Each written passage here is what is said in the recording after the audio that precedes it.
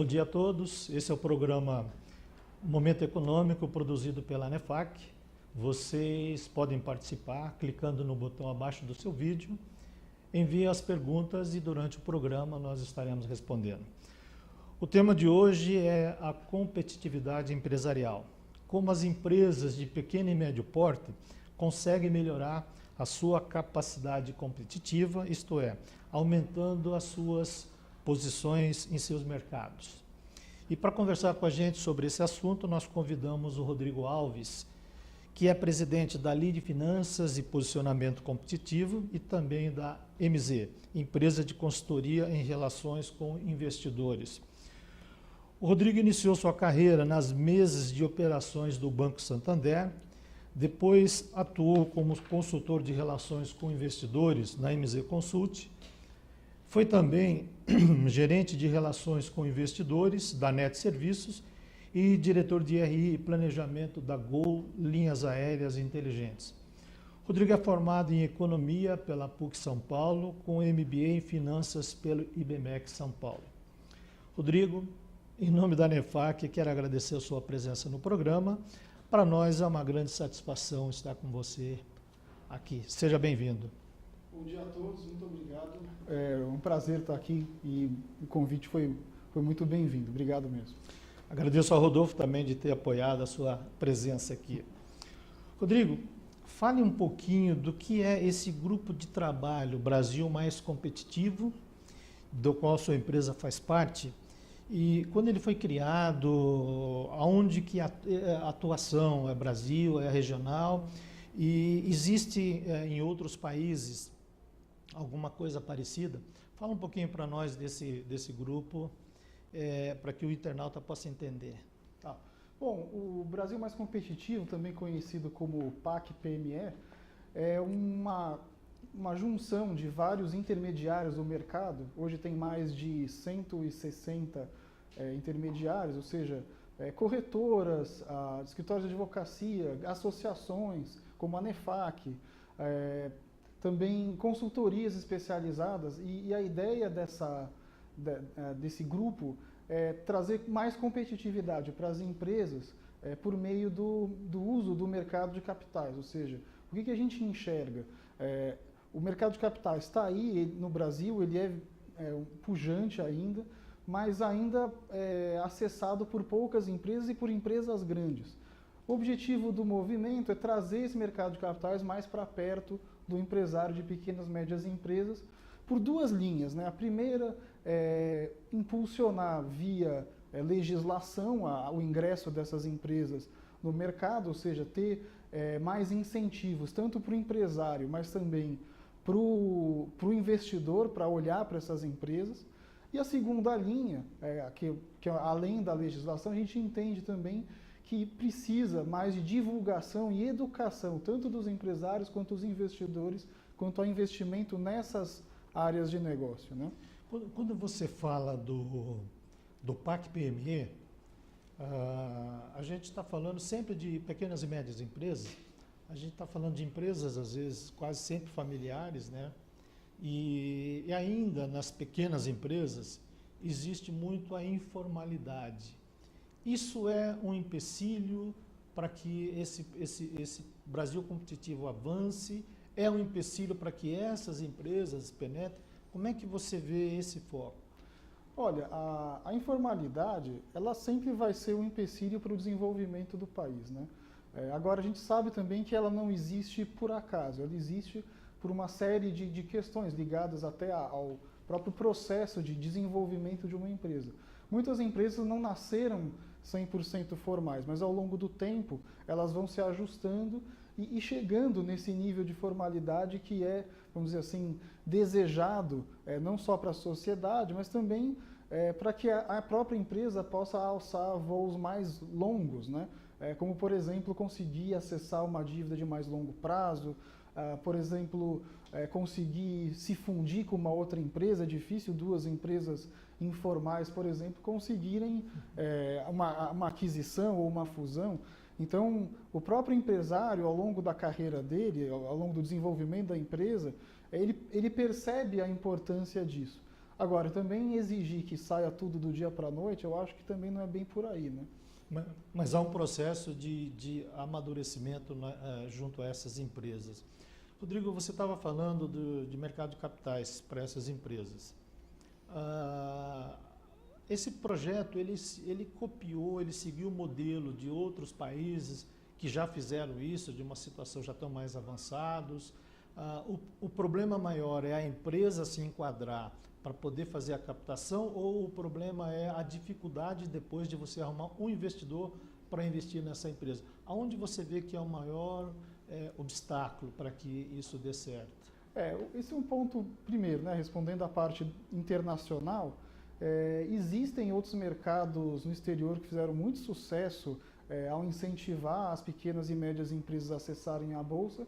O Canadá, inclusive, é um país que atrai empresas brasileiras, principalmente no setor de mineração, para listarem ações lá. Mas existem outros mercados que criaram metodologias de apoio a empresas para que elas se desenvolvam.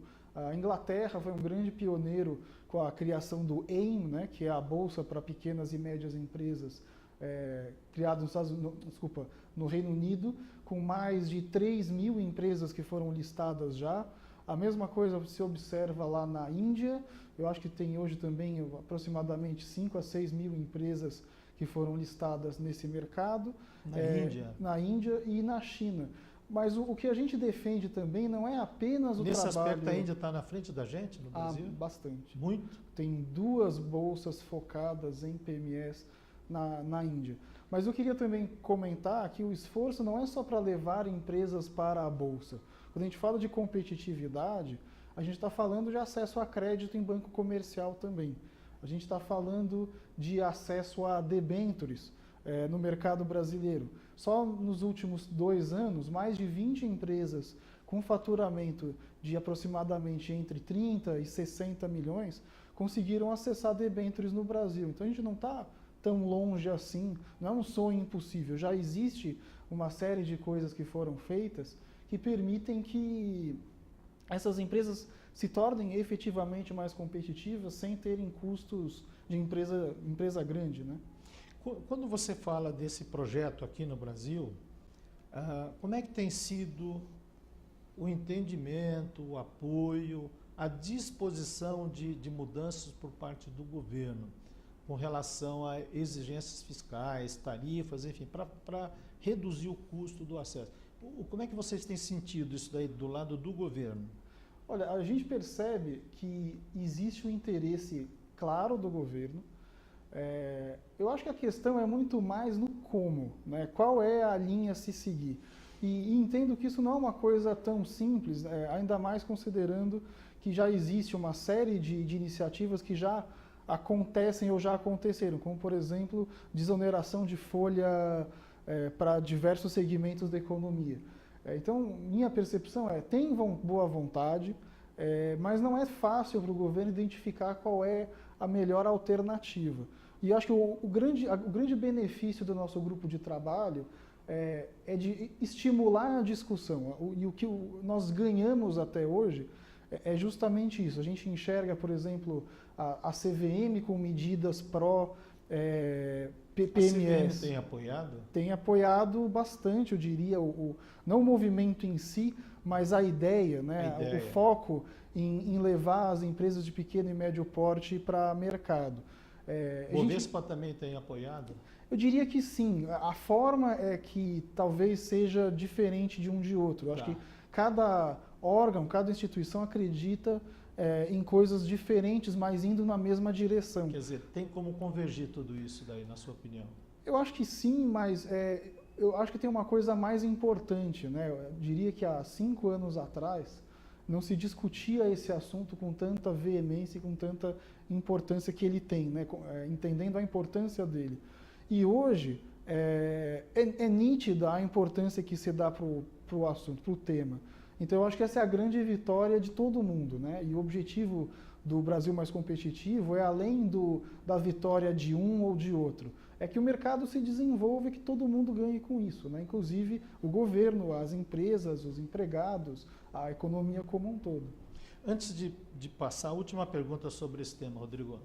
Na sua visão, olhando no futuro, você enxerga que essa maturidade do PAC PME, aonde as empresas de pequeno porte já estariam,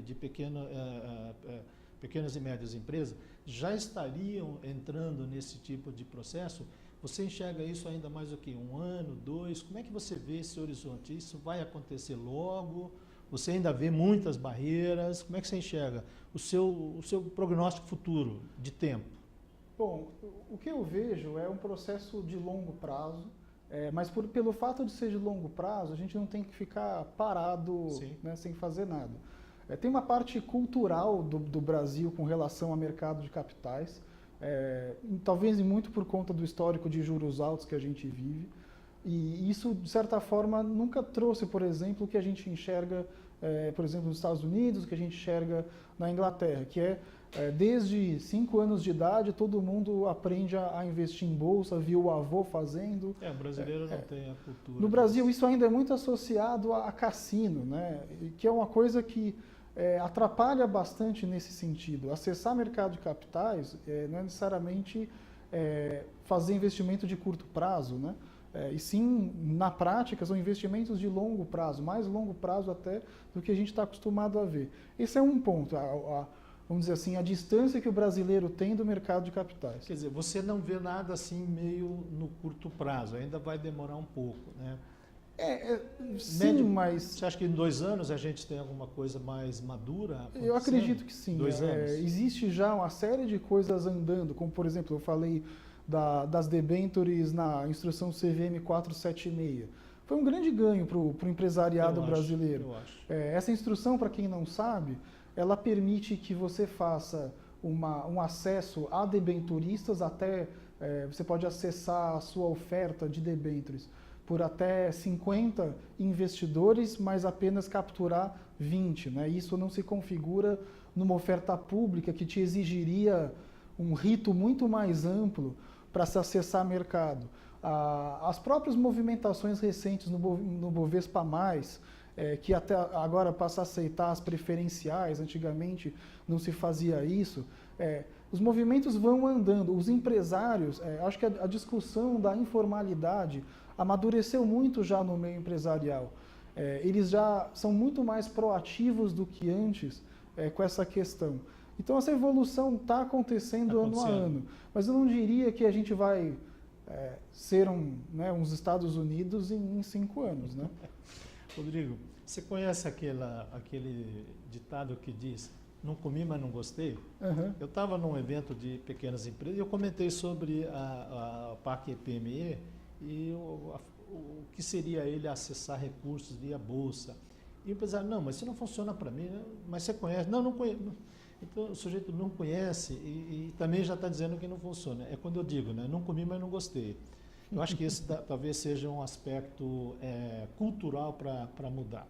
Bom, Rodrigo, você fala que todos ganham quando o país melhora. Né? Eu queria entender isso daí. Bem que nós não estamos melhorando muito, mas vamos lá, também não estamos tão ruim assim. É nisso que o Movimento Brasil Competitivo acredita? Como é que é essa lógica no conceito para vocês? Bom, o que a gente percebe nos países lá fora, quando você traz o mercado de capitais para dentro da vida das empresas, toda a captação de recursos ela acaba indo de volta para a economia sob a forma de investimento.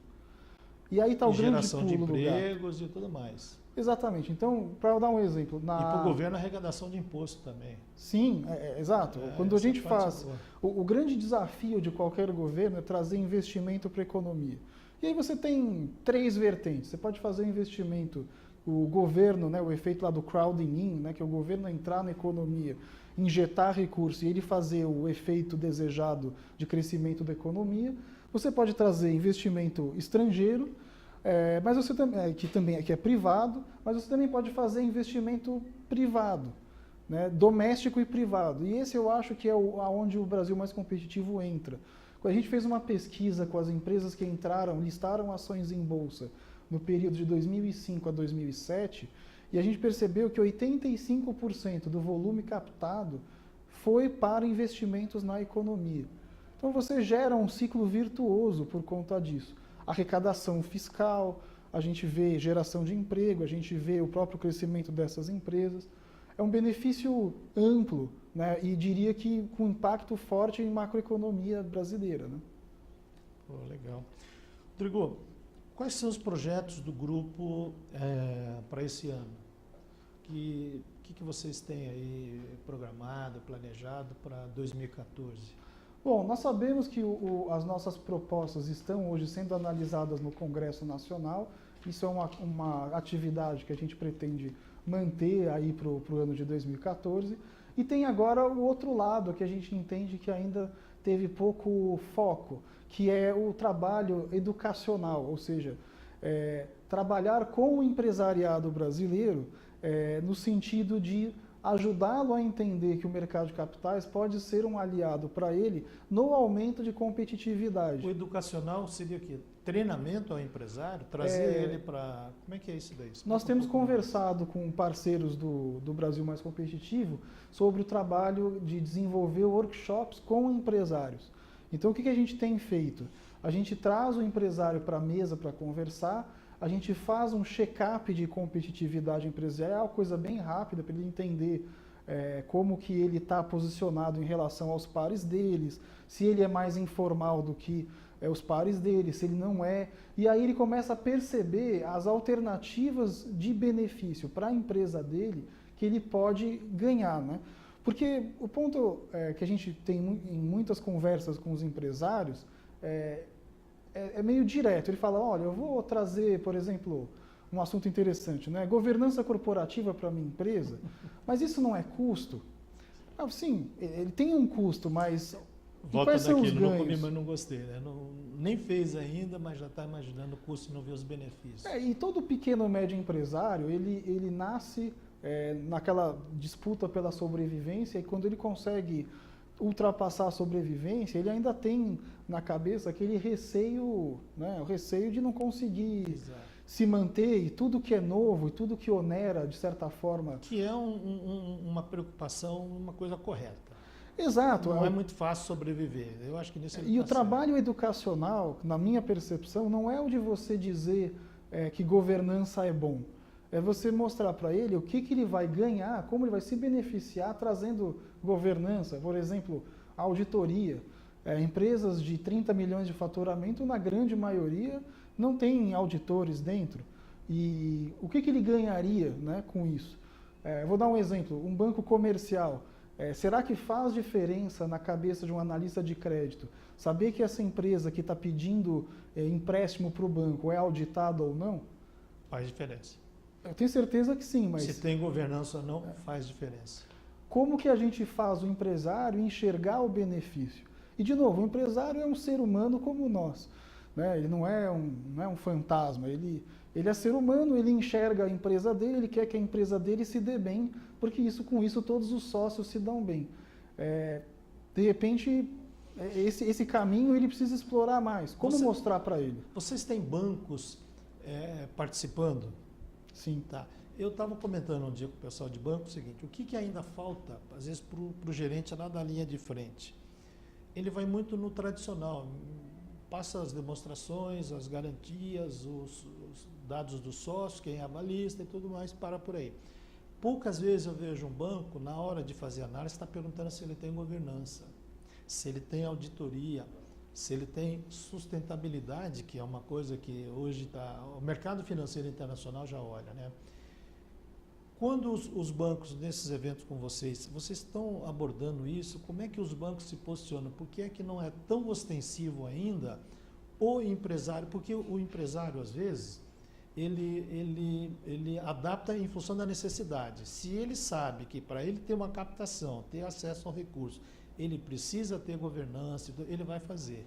Mas enquanto não tiver uma obrigação, ele não faz. Como é que os bancos têm se posicionado nesses eventos do grupo de vocês? Na minha percepção, primeiro, os bancos, de maneira geral, se comportam da forma que você comentou, Porém, o que a gente percebe também é que quando a empresa é proativa em mostrar essas vantagens competitivas que o risco de crédito dela tem em relação a outras empresas, você também muda muito a forma de que o analista de crédito, o gerente do banco, pensam sobre a empresa. E nada melhor para o empresário do que ter o gerente da sua conta realmente acreditando no negócio que você tem. E cobrando isso daí. Exatamente. Rodrigo, antes da gente ir para o intervalo, última pergunta. O que significa aumentar a capacidade competitiva de uma empresa, né?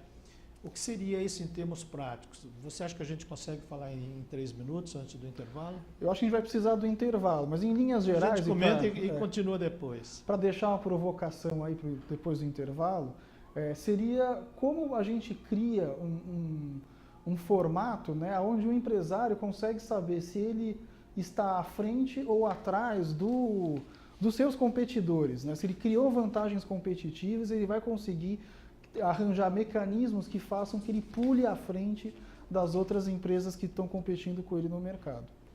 Quer dizer, se ele vê o concorrente dele que fez isso, sentindo que o concorrente melhorou e está indo, ele pode ficar entusiasmado para fazer, né? A ideia toda, né, quando a gente fala de Brasil mais competitivo, quanto melhor a empresa consegue performar no mercado, vai ser melhor para todo mundo. Essa é a nossa visão. A gente tem uma visão de colocar a empresa na frente das outras, e das outras de preferência dos concorrentes de fora, né? Acho que esse é o grande benefício aqui. Bom, nós vamos continuar depois. Vamos a um rápido intervalo e a gente já retorna daqui a pouco, gente.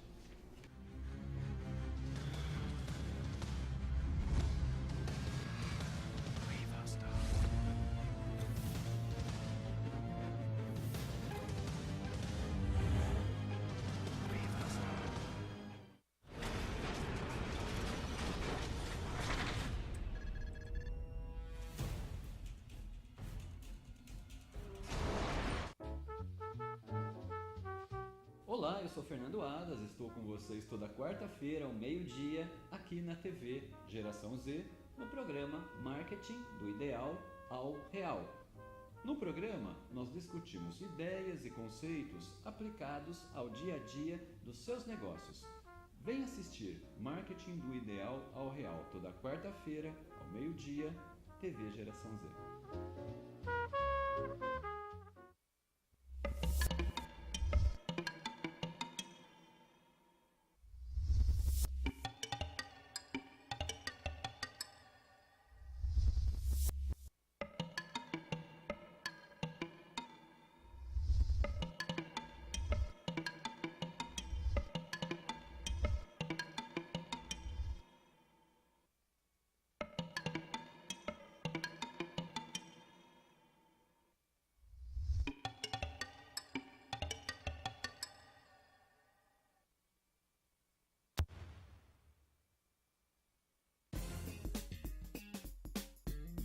Olá, eu sou Cindy Álvares e tenho novidades para você, trabalhador em Telecom.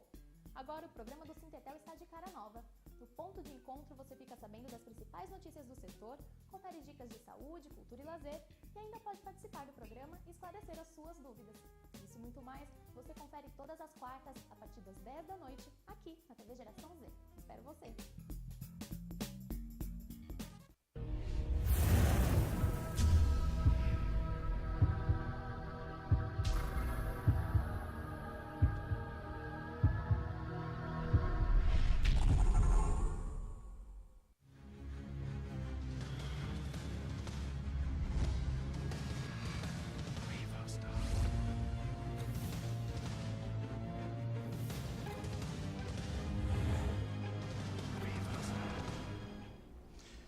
Estamos de volta no programa Momento Econômico, produzido pela ANEFAC, e hoje nós estamos falando sobre competitividade empresarial.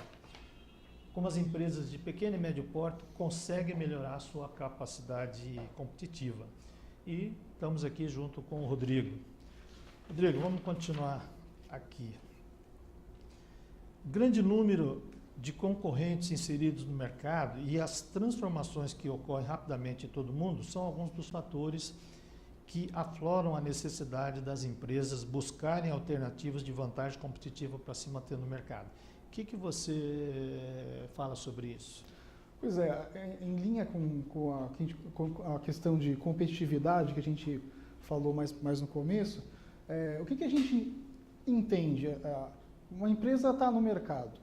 Como é que ela sabe, por exemplo, que ela não pode receber um dia para a noite uma oferta de uma outra empresa do setor para comprar essa empresa? Ou se alguém não vai ser capaz de conseguir, por exemplo, uma linha do BNDES que possa permitir que ela faça investimentos muito maiores do que essa empresa hoje consegue fazer. Então, o trabalho de competitividade que a gente entende que as empresas devem fazer é uma análise, tanto de si mesmas, mas também de comparação do que essas empresas do setor estão fazendo hoje. Isso é uma percepção, primeiro, é um monitoramento de competitividade que a gente entende que as empresas devem fazer, e as empresas grandes fazem isso no seu dia a dia, e transferir isso para ações práticas, e não ficar só, olha, eu vou ter, por exemplo, uma auditoria. Por que você quer ter uma auditoria?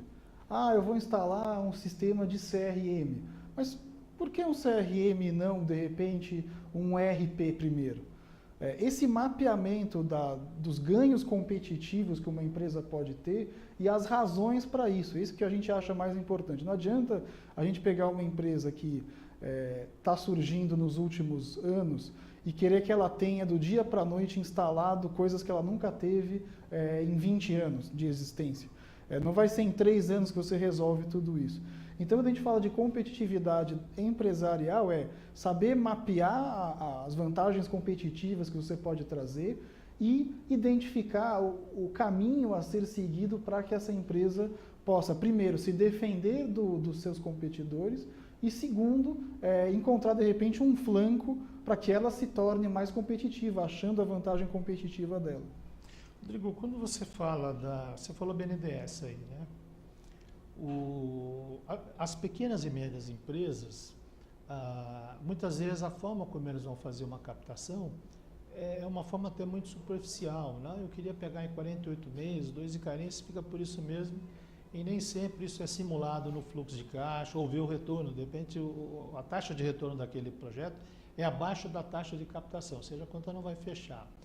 Dentro do aspecto competitivo, esse foco, essa situação tem sido levada aos empresários para fazer esse tipo de conta, né?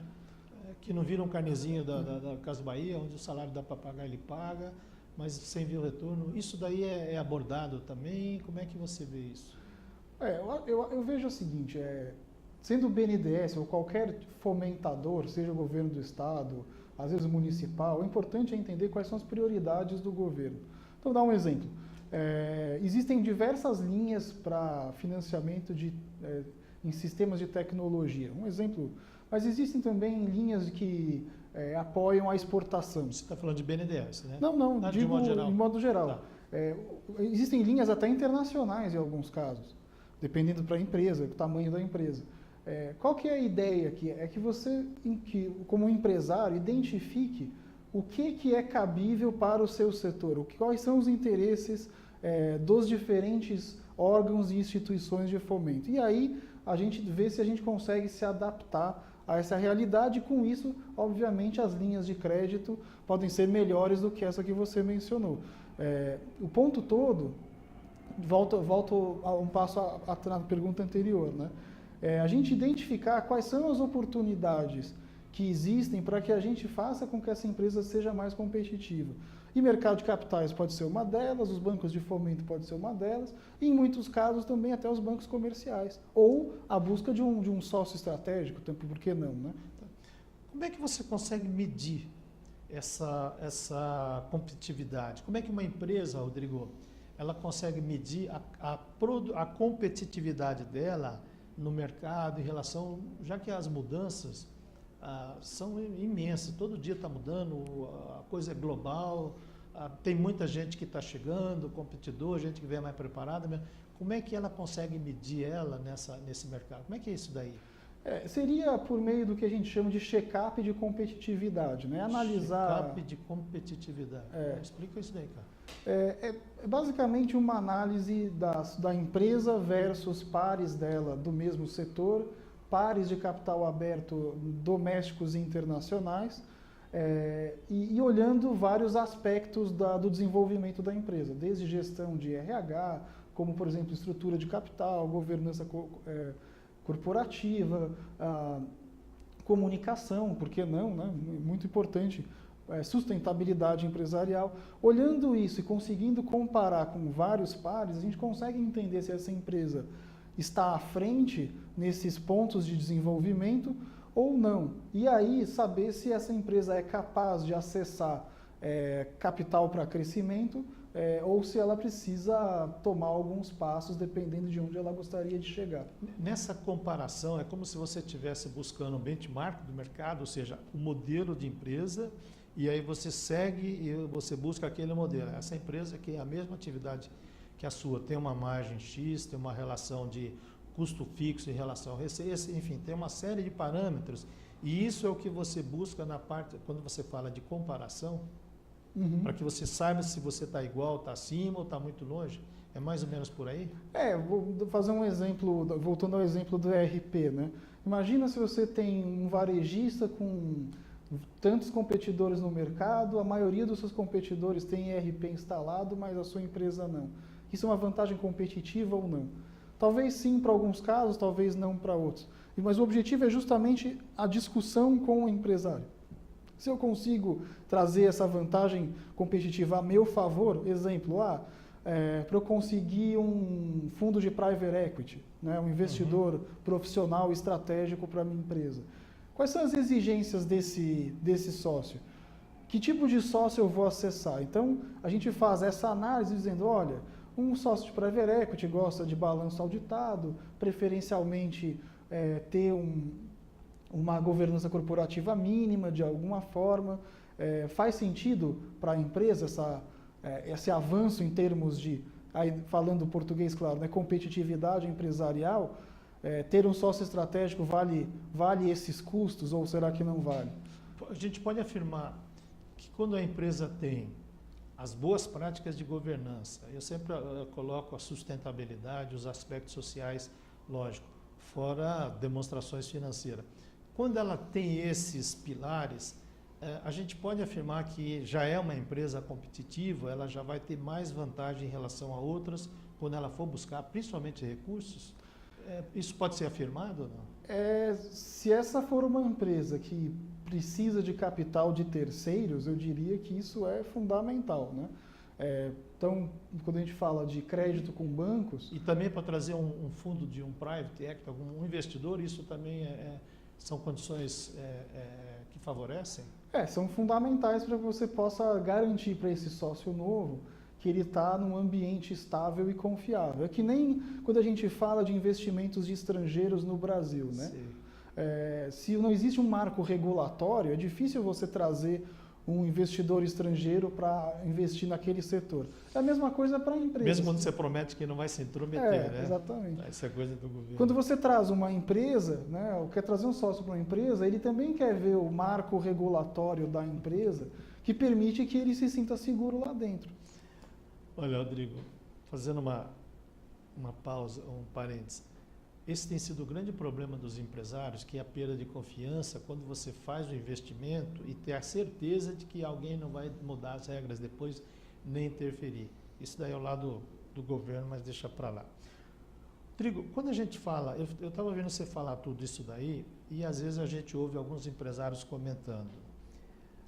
Essa atividade, não eles acham às vezes que é uma coisa que está restrita às empresas de grande porte, principalmente aquelas que estão listadas em bolsa, né?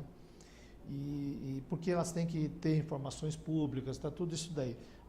Você acha que ainda tem esse pensamento dos pequenos e médios empresários, que tudo isso só é bom, serve para a empresa de grande porte? Isso ainda existe? Isso está mudando. É que a gente falou um pouco no começo dessa entrevista.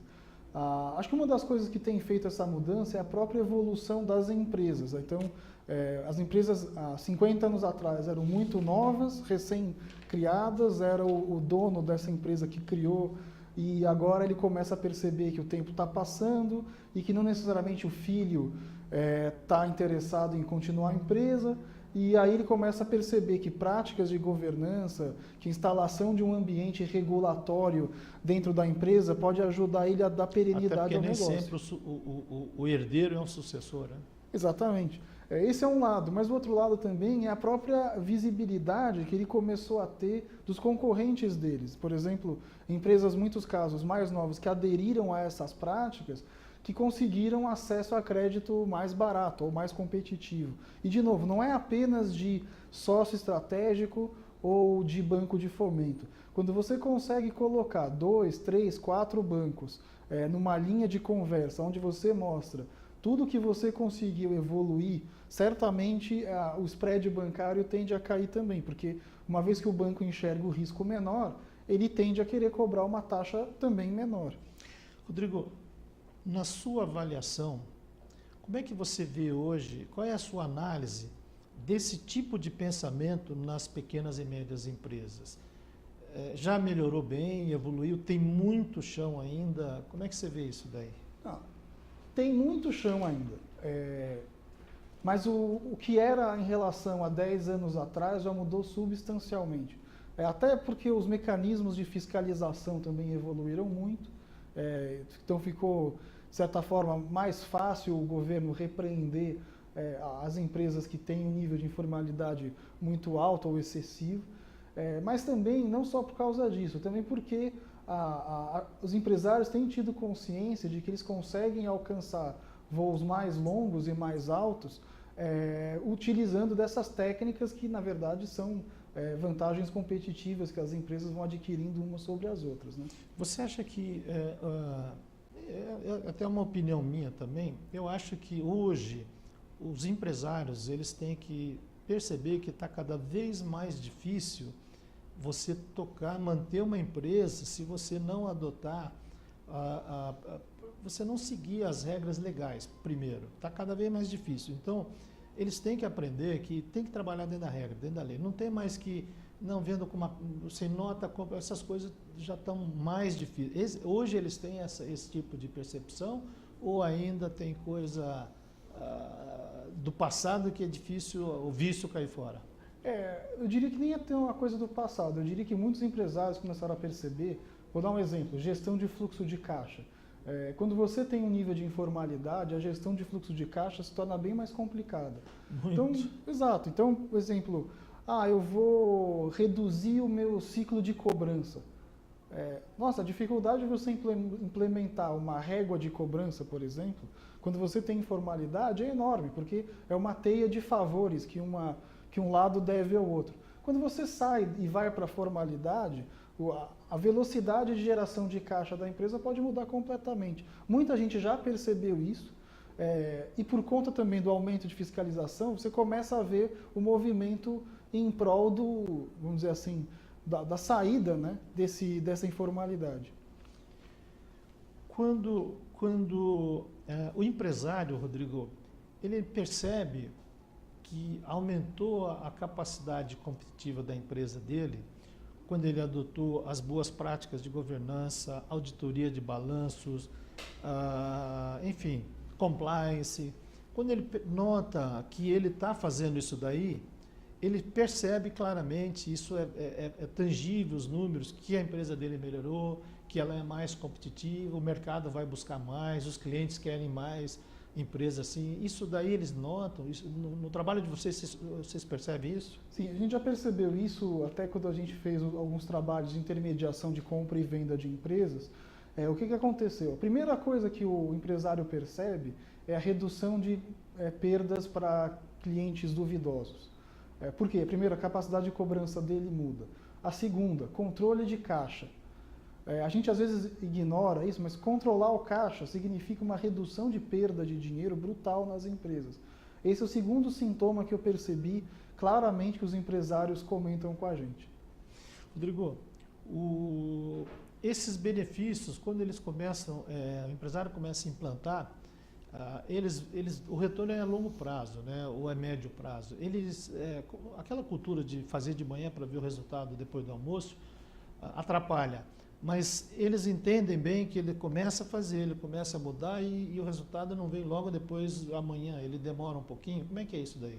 Olha, eu não sei assim, qual é a percepção do público do curto e médio prazo, eu vou dar um prazo aqui. Entre 6 meses e 1 ano, ele percebe mudanças muito nítidas no na trabalho. nossa visão é o curto prazo, até pelo princípio contábil, 12 meses. Então, pelo princípio contábil, é curto prazo. Então, no curto prazo, ele já nota isso daí? Eu vou dar um exemplo. Acesso a crédito. Se a gente consegue ter um balanço bem organizado e todas as contas são bem explicadas e assim por diante, o acesso ao crédito dele melhora muito rápido. Outra coisa é a mensuração das perdas, principalmente na parte de fluxo de caixa. Você conseguir acelerar o processo de cobrança é uma coisa direto, né? No primeiro ano. Então, esse processo todo de gestão financeira, por exemplo, eu diria que é um ganho de curtíssimo prazo.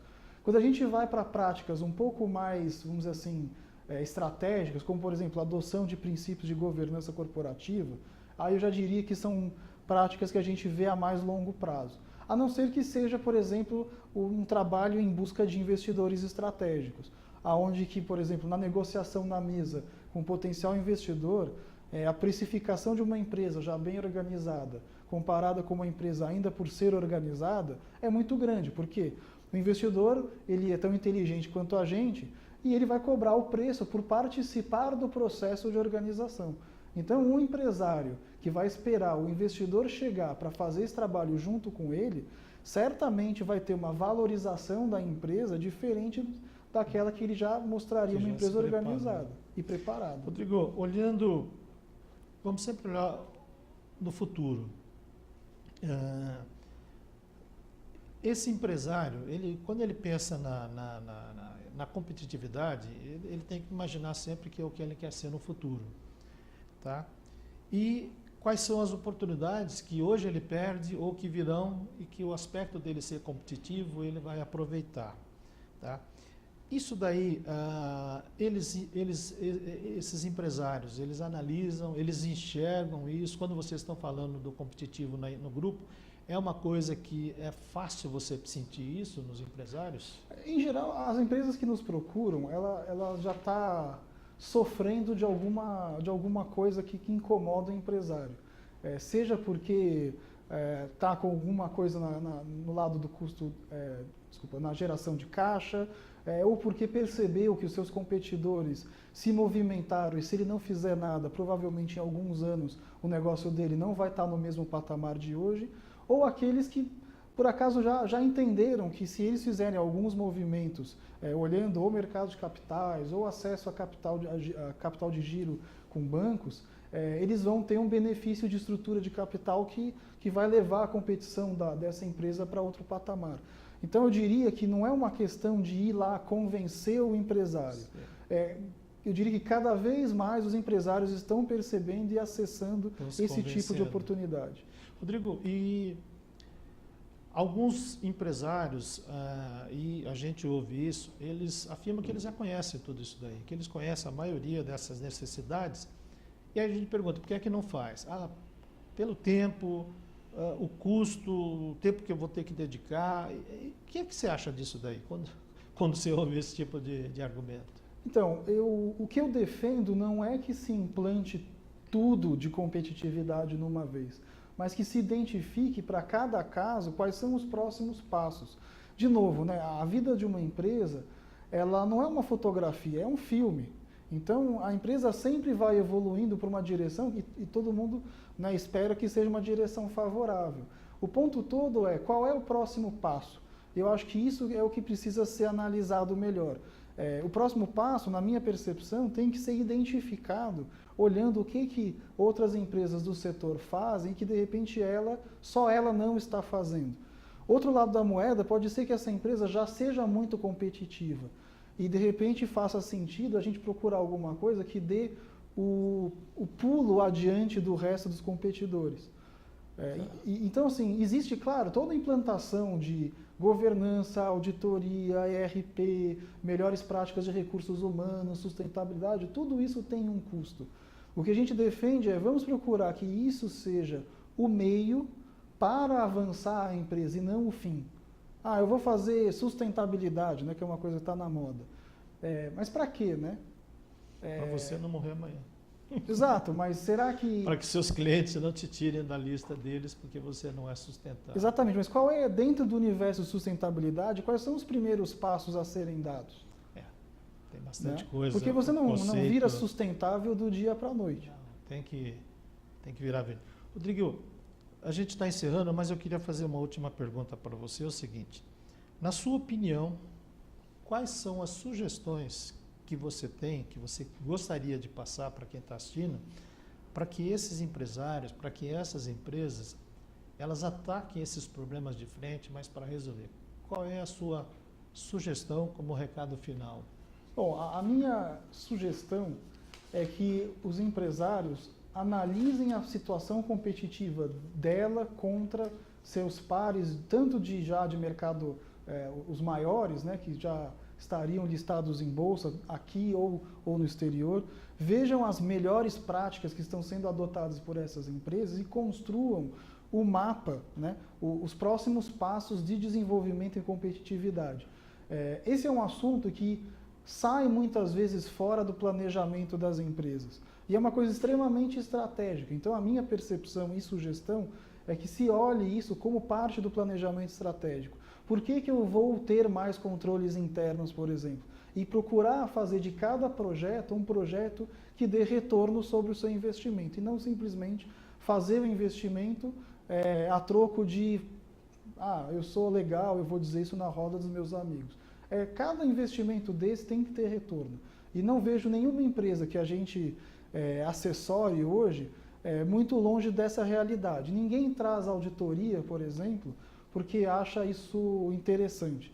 Traz auditoria porque sabe que vai ter mais controle interno, que isso provavelmente vai dar mais segurança para todo mundo e que provavelmente isso vai trazer mais capacidade de competição para a empresa. Obrigado, Rodrigo. Até porque também ninguém traz auditor porque gosta, né? Eu acho que ninguém gosta do auditor, mas o auditor... nós estamos encerrando o programa. Quem quiser conhecer a NEFAC, entre em contato com a gente pelo telefone 011 São Paulo, 2808-3200 ou então pelo e-mail eventos@nefac.com.br. Nós agradecemos a todos, agradecemos a presença do Rodrigo e até a próxima semana.